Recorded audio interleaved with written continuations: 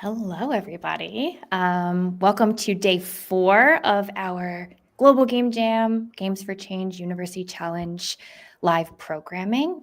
Joining me today is Maria, who is the Executive Director of Global Game Jam, and Tatiana, who is the Director of International Programs for Games for Change. Thank you so much for coming here and being with me today. I really appreciate it. Thanks for having us. Thank you, Jess. Yeah, so if you somehow have missed it, we are in the midst of the Games for Change University Challenge, and it's a really incredible initiative to empower young developers to think about social impact. So this is a question and answer / presentation. We're going to dive a bit into what this partnership is and what the jam is.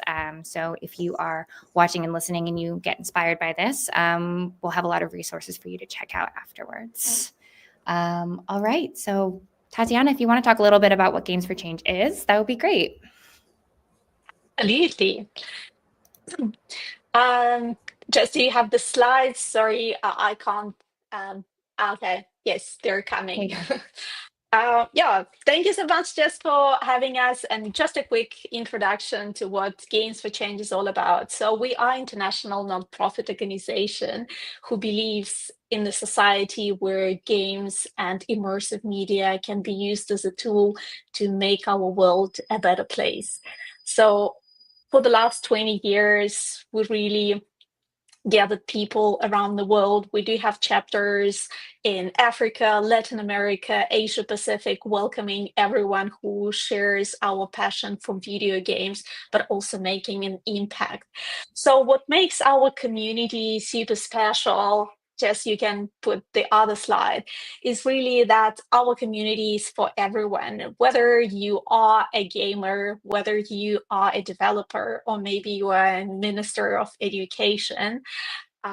Our community is open for everyone. And really, if you believe that games can make a change in the world, you can definitely be a part of our community and to contribute to the things that we're doing. And speaking of the things that we're doing, Jess, you can go to the next slide, is we are doing a lot. And of course, the main thing is, of course, our events. Every year in New York, we run a big Games for Change festival where we bring people from all over the world to share ideas, share experience, come up with something new, very innovative ideas, discuss challenges and problems, and see how we can expand our mission globally. And actually, this Game Jam, it's also one of our events. So also, of course, we do consulting and executive production. If anyone decides to make a game that will drive positive impact, we're here to share our expertise, because we have a very big network, not only people who can develop the game, but also people who well researched the topic and can definitely make sure that the game will be impactful and meaningful. And of course, the big thing that also we're trying to do is to bring game design to educators and educational institutions all over the world that can, of course, involve youth, young minds into game design, and how game design thinking can be a tool for problem solving and developing you as the personality and the citizen So, and actually today, speaking about the Student Challenge is actually our flagship program for youth that comes from Games for Change Learn. Just if you go to the next slide. So what's really special this year for the Student Challenge, we are celebrating the 10th year anniversary of this program. And because the main goal of this program is to really bring game design for social impact all over the world, we want to have as much youth participating. And for the last 7 years, we've been targeting only the school students in the US. Recently, we introduced this program internationally. And this year, this is actually the first year when we are launching our university age division. So, and that's why for us, it's really exciting to see the new wave of the young professional and young students join this competition and this program. So I guess, Jess, I'm gonna let you take it from there and kind of to explain how we came with that joint initiative with the Global Game Jam to make sure we bring this program to as many young people globally. Absolutely. Well, Maria, I think you're a perfect person to give us some insight as to what Global Game Jam is as the executive director. So if you want to take some time, in case anyone somehow doesn't know what Global Game Jam is, we can get some information as to what we do here.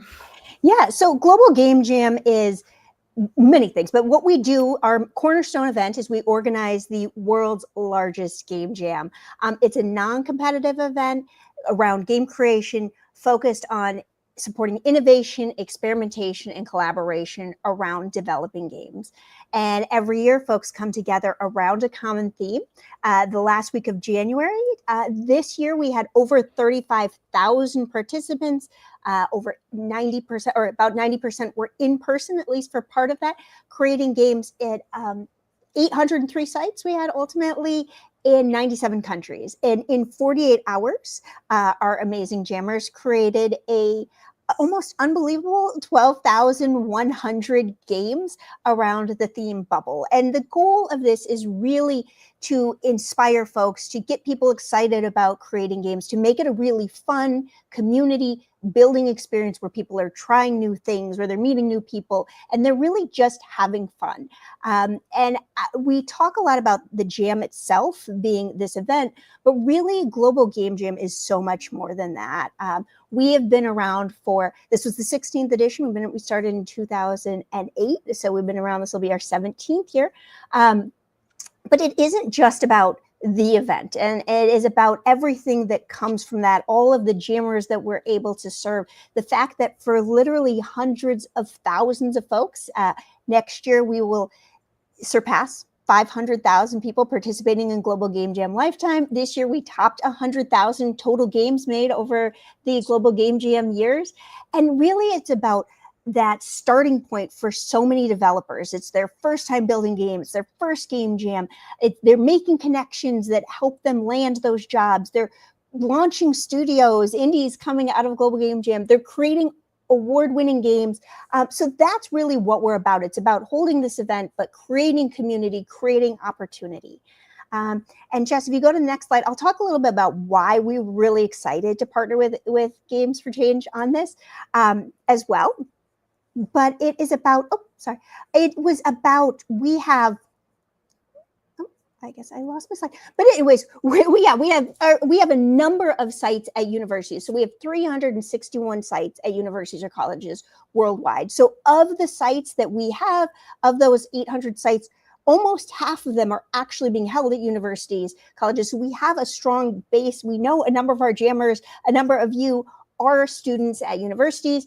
38% of our participants are students, and then 60% of our participants, because for this challenge, as I'm sure you'll talk about in a minute, Jess, you don't have to be enrolled at a university, we're looking at this as folks who are between 18 to 25. So 60% of Global Game Jam jammers are between that. And so for us, one of the things too that we heard actually from 87% of our jammers was that they're really interested, that you're all really interested in engaging in Global Game Jam events beyond just the January Jam, right? And so this for us is a great opportunity to partner with a really incredible organization and provide our community what it was telling us that they really want.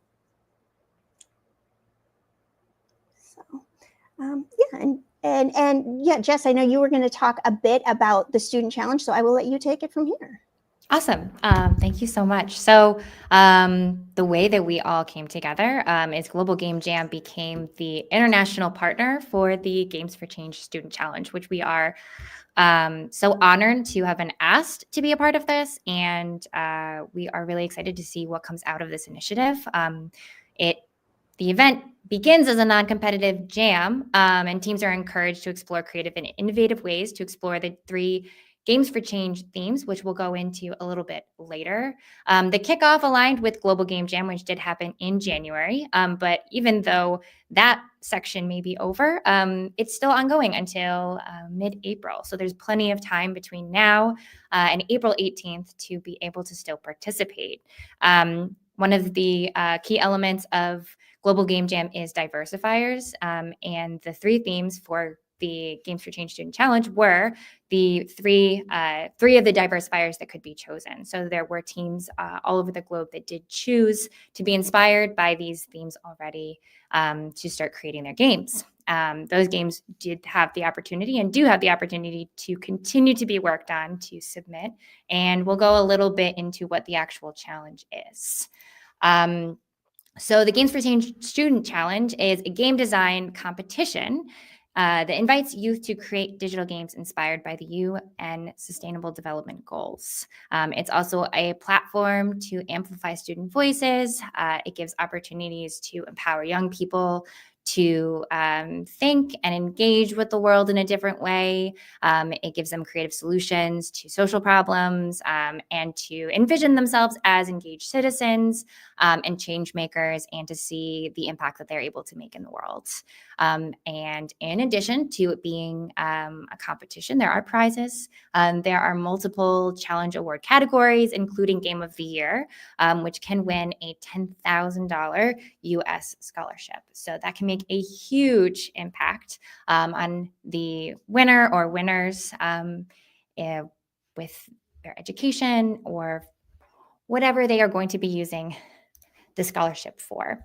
So how can you participate is a great question. If you've made it this far, this is, we're going to go a little bit into how you can actually take your game from ideation to submitting and potentially winning this competition.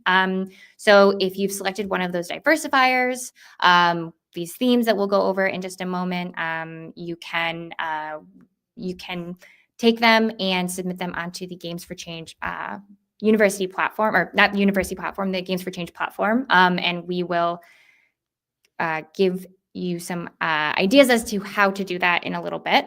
There are resources that you are able to check out in terms of what it actually takes to participate in the student challenge. Of course, there are various eligibility requirements that every team needs to fulfill. But if you want to read about what the challenge is, and it's the University Age Division QR code here, and the link will give you that additional information. What are the requirements? So in order for you to be able to submit and have your game be eligible to win the competition, the games must be playable on a web browser and accessible via a URL.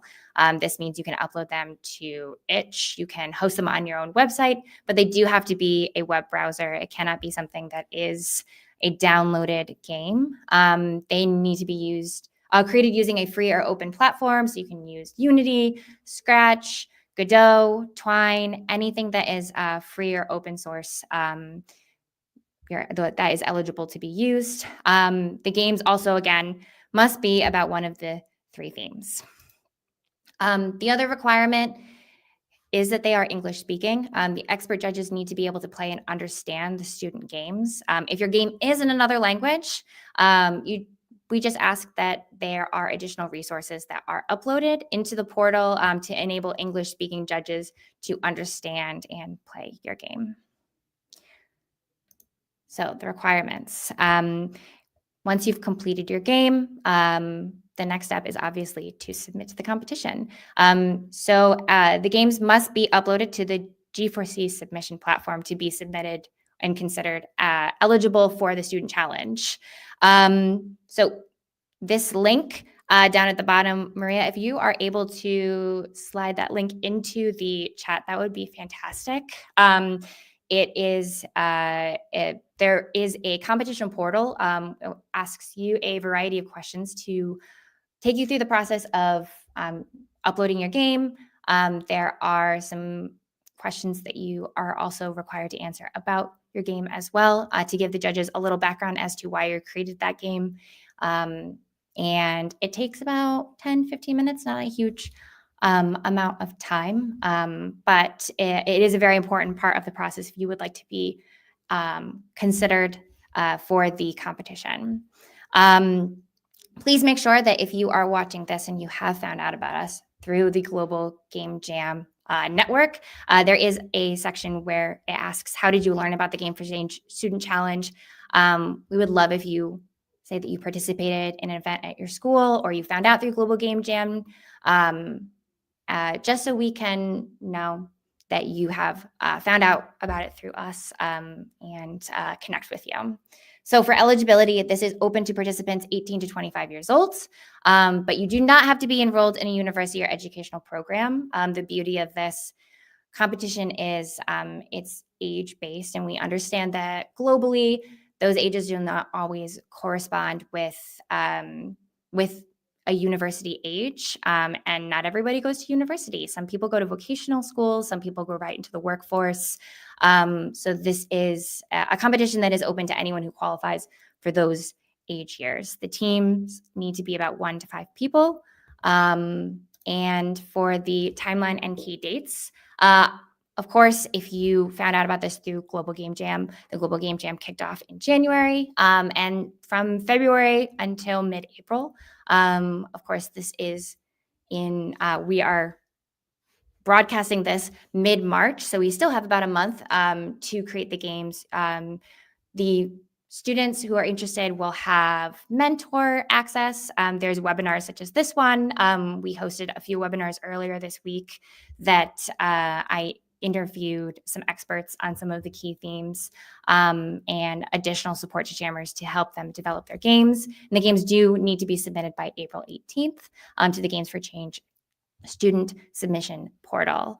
By mid-May, the winners will be notified. So make sure that you have your correct email address entered so you can be sure to track if you have made it to the next round of the competition. So we've talked a lot about the themes, and Maria and Tatiana, if you all have anything you'd like to say about the themes as well, I welcome you to come back to the stage. But the 3 themes we'll go over. The first one is Nurture Yourself with Nature. And this theme is about eco-anxiety and tackling the comparisons of mental health with the topic of how to handle how you're feeling with the constant climate change that's happening. Tatiana, with the choosing of these particular sustainable goals, what was your participation in selecting these, or how do you feel like they've really been impactful so far this year in terms of what content has come out of this particular challenge? Yeah, it's quite interesting that, of course, for us, we started tracking the submissions because the submission portal opened on the 6th of January. But of course, normally, the majority of the games will be submitted like right before the submission portal closes. I guess this is where everyone is just trying to Yeah. make their games, like as closer to the finish line as possible. And of course, March is the month where we are running our game jams internationally, including your initiatives. But so far, from the submissions that we received, we do have quite a bit of the submissions actually on this particular theme. Because I can't speak for the students and why they were choosing this theme, but so far that's been one of the top themes that we received the submissions from. I think we also saw that this in the results for the Global Game Jam itself. This diversifier was very popular for a lot of the games to incorporate, in addition to the other diversifiers. And it was pretty interesting to see how people connected this theme with some of the other presenting themes, not just the global or the Games for Change themes. Yeah, this one seemed to really resonate with people in a way that sparked a lot of attention. And I wouldn't be surprised if there was that many more, particularly for this issue.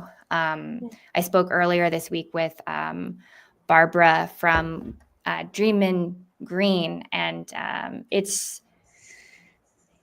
think that there's this aspect that can really resonate with kids about especially the environment and how you can make that global impact at such a small level just in your backyard, that I think makes this kind of theme feel very accessible regardless of where you are in the world.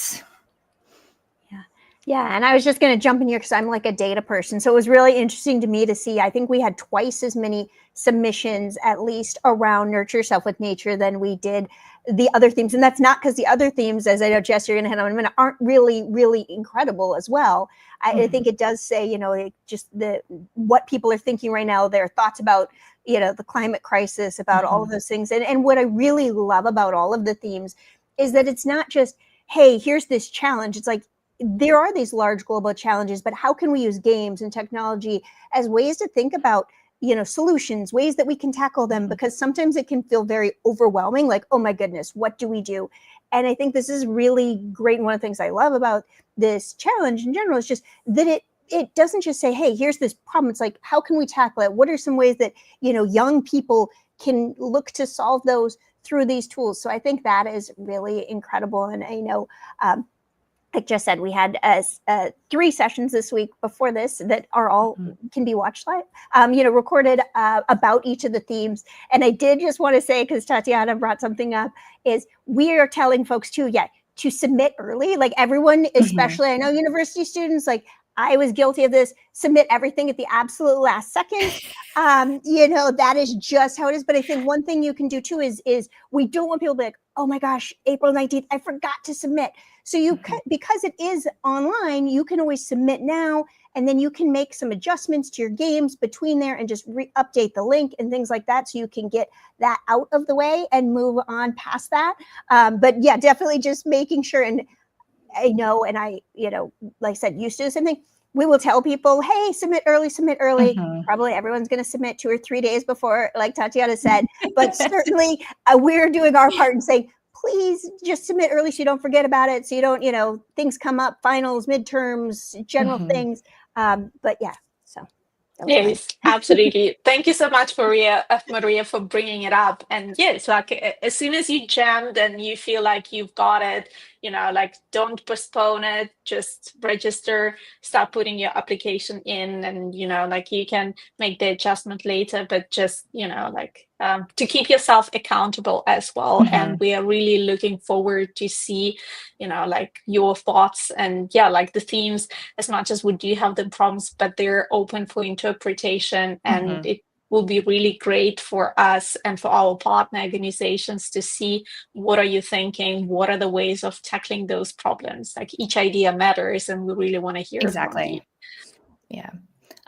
So the next theme, of course, is the Peaceformers Challenge. And this topic tackles living in a more peaceful society, and a lot about resource management, making sure that everybody has or would ideally have equal access to resources, how to have your needs met. I had the Whitaker Peace and Development Initiative earlier this week. You can watch their wonderful presentation on how to tackle that, because it is not an easy challenge because there is such a disparity with resource access, regardless of where you are in the world, and how to reimagine societies in a way where people can have what they need and make sure that they have their, food, water, a place to live, but as well as what happens in a natural disaster, a catastrophe, because that can really impact people's access. It can cause people to need to relocate. It's a very interesting challenge. I learned a lot more about that in the demonstration with Karen and with Manya. It was really fascinating. They have some really great resources and videos if you're needing to deep dive into what this particular initiative is. And I think one of the really cool things about all of these challenges is, like Tatiana was saying, we see this every year in Global Game Jam, where we have a theme, but really the interpretations of the theme. And I think of the three themes, this is the one I'm most excited about, seeing the games that come out of it, because I think there's so many different interpretations, and depending on where you are globally, depending on all that. I think this one is a really, all of them. I don't have a favorite. It's like my children, right? But I think this one, there's so much opportunity to take different perspectives and different chances and look at that. And so I'm really excited to see the games that come out of Peaceformers because of that. Yeah, no, absolutely. Yeah, like I cannot be biased, like in the choosing of themes, but when me personally was going through them, and like that theme immediately reminded me of all the games that we used to play, whether it was building a farm or like a city or something, right? So, and at least like for me, it was a little bit of a reminiscence about this, and then it's like, how do you bring those types of the games like on a next level, right? It's one thing to manage the resources, but also making sure, how do you keep people inside happy, and like whatever is happening externally. I think the creativity is endless in that sense, but it's definitely also one of the things that I'm really looking forward of looking at the submissions. And it's it definitely is. I think one of the more popular genres is resource management in games. So it'll be really interesting to see how many different interpretations and how many different ways people can incorporate new elements into that particular genre. And the last theme, of course, is Outplay Hunger. Of course, hunger is a huge problem globally. And this topic is, I feel, particularly important. And the conversation that I had yesterday with Jen, something that I took away from that was really fascinating was the idea of taking all of the sustainable goals, because you have all of those, all of the goals that resonate differently with different people, and going through with your teammates. So this is just a suggestion if you are trying to figure out how you want to incorporate not only Outplay Hunger, but all of these other themes and the sustainable goals, is to pick 4 of those themes that really resonate with you, and how to incorporate what is the most, what resonates the most with everybody in your team, so that you can incorporate as many of the different elements to really make a more impactful game on hunger or on peace or on nature in a very interesting and more engaging way. I really thought I thought that was an interesting take on it, because they really focused on how you can look at all of the different goals and not just the goals that are being presented here, because there's so many very important ways that we need to make a more sustainable economy and globe and everything. I mean, we have no idea what's going to happen, and everything's changing on a daily basis. And especially with the younger generations, it's more important than ever to really impress upon them these different goals and how they can make a difference. And especially with gaming, I mean, gamifying education is the best way to get into the youth these days, I think. I say that as if I have kids. I don't. But with my conversations, I know that that's, at least for me, it was very impactful to be playing games. And tackling these issues can really bring their attention to it earlier on. Well, one of the really interesting and exciting things that I think about it too, from the developer's perspective, right, is we're talking about, obviously the games will go out and be played and all that, but I think there's sometimes we overlook like the impact that's had on the developers by creating games around this, about now understanding these goals better, about thinking critically about these things as well. And so I think that's another really exciting part, is we're not just through this, all the participants aren't just, creating games that folks will play and like and tackling these things, but hopefully learning more about this as they go through that process, that'll just shape their decisions in their lives and things as they go. Because I think that's a really exciting part about it too, is thinking about the impact that the games will have on the folks that are playing them, on the end players, but then also hopefully that as the GMers, as the developers go through this, they find you all who are watching this, find that you learn something more about things that you didn't know, right? And that's a really great part of why I think we were really excited to be able to partner on this as well, is just the outcomes and the impacts on so many different levels.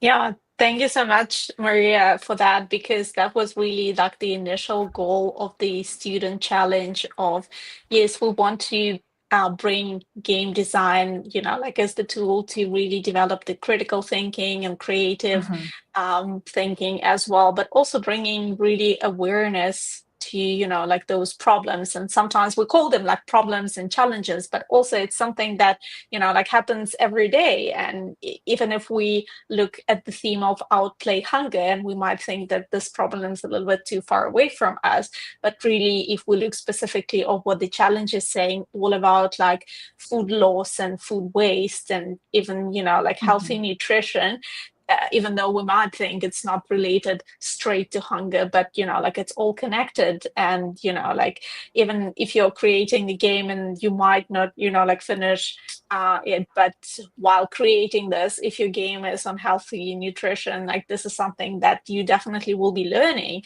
or even going through the resources, right? Like on our website you can see the examples of other games that already were created on this topic. And also, let's say, all our partners provided some info resources, and myself, like I was going through that and it's like I didn't know. And then like you share this with your friend or your partner, or like your children, or even children informing parents.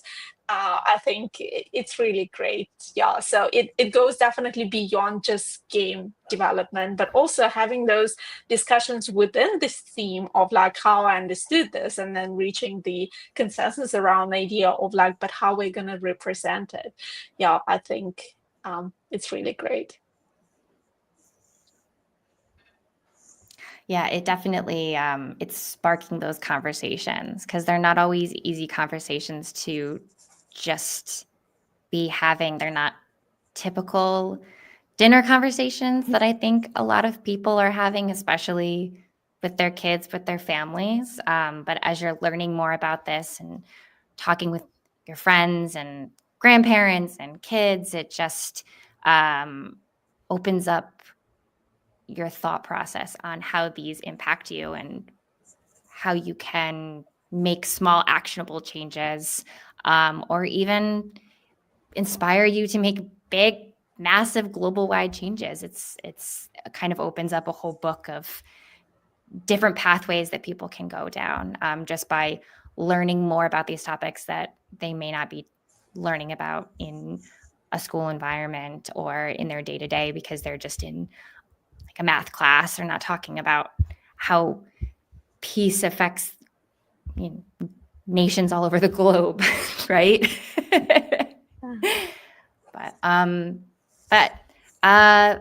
Yeah, I mean, thank you so much for joining me for this. Well, and I thought we wanted to there's a few things I wanted to tackle real quick. What questions that we keep hearing, right? If that works, because I know we have some folks here.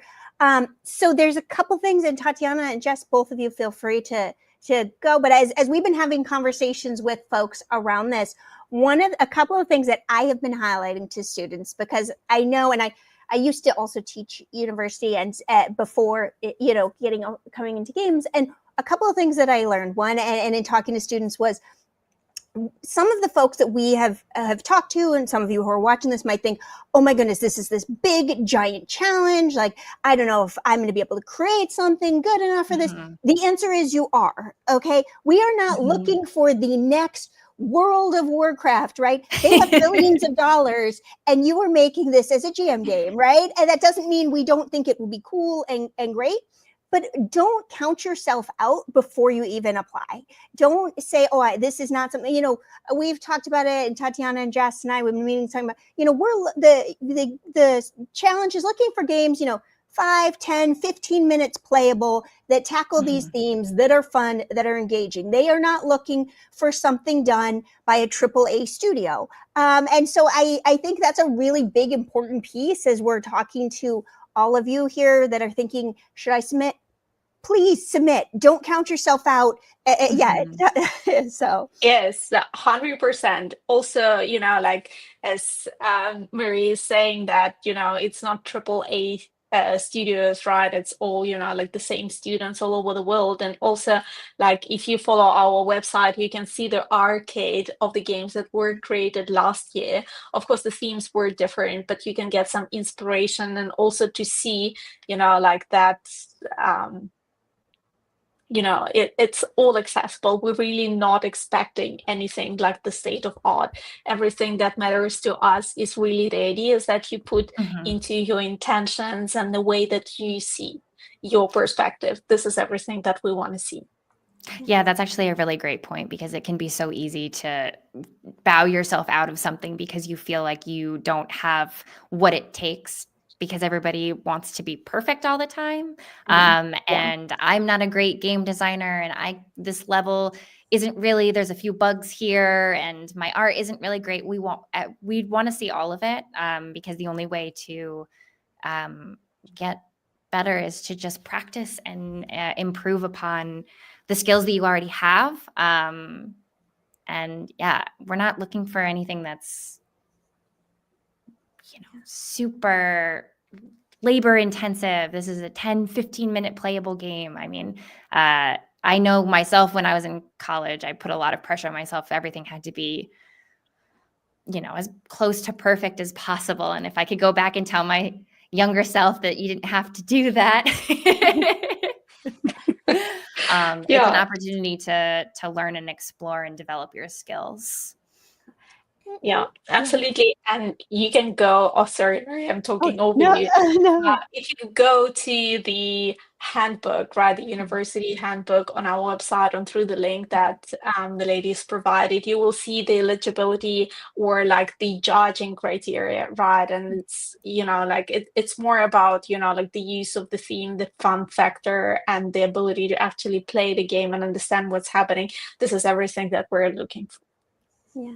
Yeah, and I was going to say, kind of tied to that, obviously it is a competition, but the way that we hope, I think, all of us, I feel, that you look at it isn't about, this is just about winning. Obviously, it's competition, so there is a prize, but one of the things is really looking at it like, and this is what Global Game Jam also does, is, submitting it as a project, like this real world expertise, to be able to, you want to create games, you make games, this is an opportunity to create a game, to submit it, be part of that, to work as a team, to build out your skills, to improve as a developer. And so, yes, while there is a competition piece, I think there's a lot of things too, especially if you're students or if you're, recent graduates, if you're looking for those first jobs, to be able to have experience, to be able to have a portfolio, to be able to have things where someone says, well, what kinds of games have you made before? Do you have examples of past work? To be able to say, this is a game that we did, we created for the Games for Change Student Challenge, we submitted it, here's what that looks like. That's something too that's really valuable as well. And as someone that previous to Global Game Jam, I ran a studio, who's worked and hired developers and designers and artists and all those things.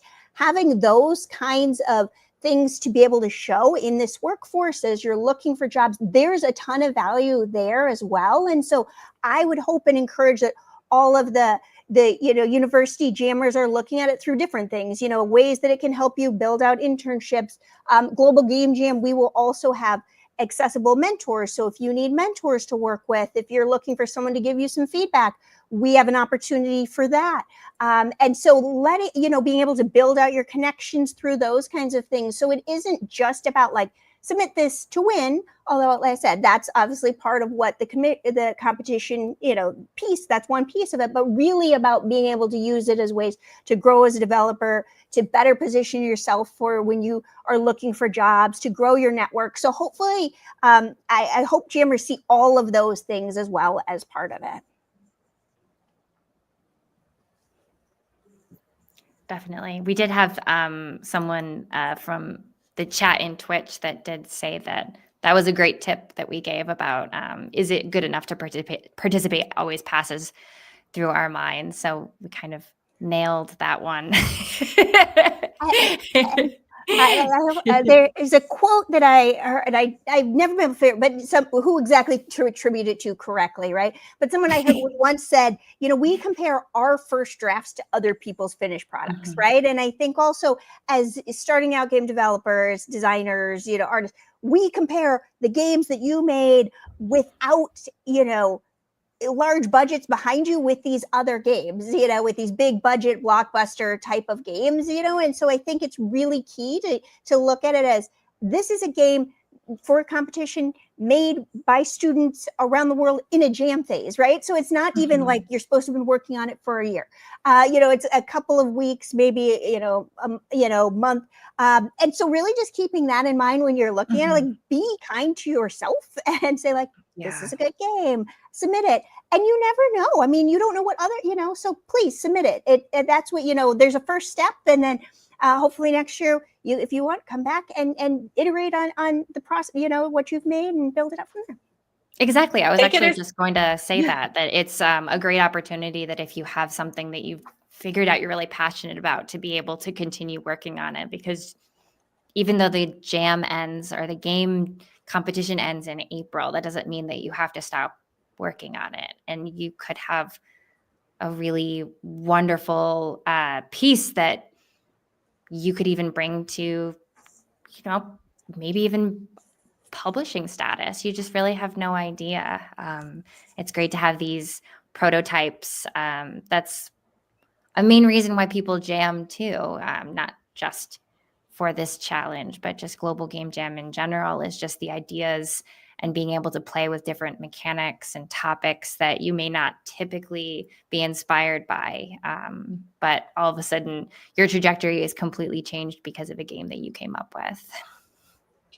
Yeah, take it as a personal challenge. If you are in two minds of whether I should do this or not, then just, take it. Of like, if you've never created that, just ask yourself of like, what would happen if I actually do submit? And especially if you are in doubts, go for it. It is called challenge, but also it's not, like, even if it's a global competition, but everything starts within us, and do it for yourself. Well, I'm going to bring this next slide up. I thought it had gone in, but it did not. I was trying to bring up the QR code for anybody who is wanting to participate and and they're looking to get more information, I am going to go back to the other slide and bring that up for everybody. I did put in the chat, I put in the link to everything you need to submit. And then I also put in the link to because sometimes like, hey, I need the reminders and things. So we have a super simple Google form. Basically, if you sign up to that, that's the Google form link I put in there. We will send you everything after this, after we get your email. And basically we're not adding you to any email list or anything. I'll just be like, hey, we promise. Here's the info for the University Student Challenge. We'll send you an email a week or so before saying, hey, make sure you submit. We will probably send you one the day before because we've worked with a number of both university students and game developers, right? And this is like that Venn diagram of the two. That's a circle. And so we know people will put it up. But yeah, so if you get if you sign up there, we'll send you info on how to get the mentors. We'll send out also the follow-up in kind of one email, not like a whole million emails from us about, here's all the topic conversations and things. So that's kind of your one-stop shop, is that Google form link in the chat. And then also, I said the submission doc is in there too, which is hopefully just all the things you have. And obviously, if questions, I'd say info at Global Game Jam, Jess, or you can let folks know, Discord, wherever they can reach us. Wherever. Yeah. We reach out to everybody personally who does fill out the form. So if there's any questions that you have that are specific that you can't find the answers to in the guidebook or in any of the information, presentation, emails that we send, there's almost too many resources. We just have so many different ways to make sure that everybody has all the information that they need. So if there's any questions that you have about it, how to participate, even if you're looking for a mentor or you're struggling to find a teammate or something, just reach out to us, fill out that form, and we'll be in touch to let you know what the next phase of the progress is. Oh, yes. And I had one other thing, especially for the global audience. So obviously we have folks from all over. One thing too, and I know it was in the deck, Jess, that you showed about it needing to be in English, and that is true. Although I have told folks, and I know we had this conversation with all of us as well, about feel free if you're from another country, like don't it's not a grammar competition. It's not a challenge around perfect spelling or perfect conjugation or any of that. And so feel free to Google Translate the text or whatever those things is. Google Translate your summary. Like, it's just so that the judges can understand the game. It's not about like that. That's not the core part of it. And so again, when we were talking about like, don't count yourself out because of your game. If you feel like your English isn't as strong as you would like it to be, do not count yourself out because of that either. It's not a test of English skills, grammar skills. It's just, hey, how can we make sure that the judges can, understand this content? And so for the global viewers there, especially in countries where English is not the primary dominant language, please don't let that stop you either. I've been telling people, don't let a language barrier be the barrier to you participating here. Exactly. Yeah. Absolutely. Wonderful point. Well, I think that about wraps this up. Thank you, everyone who's watching this live and who will be watching this afterwards. If there's any questions, please reach out to us. And thank you, Maria. Thank you, Tatiana, for participating in this today. And I can't believe we only have a month left of the jam and the competition, but I really can't wait to see what games are coming out of this. And thank you again. Thank you so much, Jess. Thank you so much, Maria, for making it possible for us and helping us to bring the Student Challenge to really global audience. And for everyone who is listening, please submit your games and good luck. Yeah. Thank you. All right. Thank you, everyone. Bye-bye.